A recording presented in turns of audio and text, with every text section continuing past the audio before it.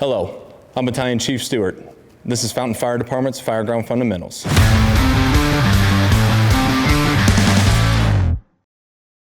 Here at the Fountain Fire Department, we utilize the nozzle forward deployment techniques. One of those techniques is going to be the Coil Method.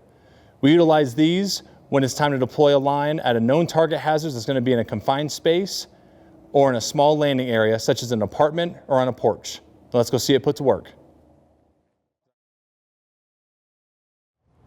For this deployment method, firefighter Frakes will be utilizing the coil prop. As a reminder, this is going to be used in tight spaces, such as landings that are on apartment buildings or in small patio areas. Firefighter Frakes will begin by having the shoulder load. He will deploy it to the ground.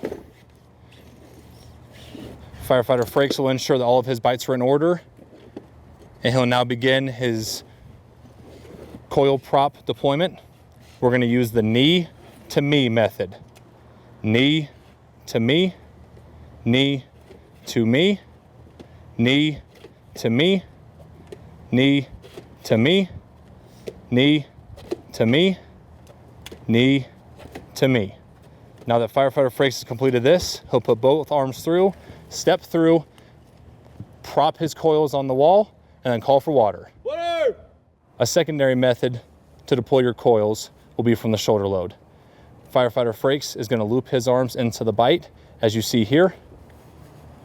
Once completed, he will then flake the hose load off of his right shoulder and then hold it up with his left arm. He will now feed his right arm in. He has now created his coils. Firefighter Frakes will now lay down his coils. He will grab his nozzle section and deploy the coils. Water! Water!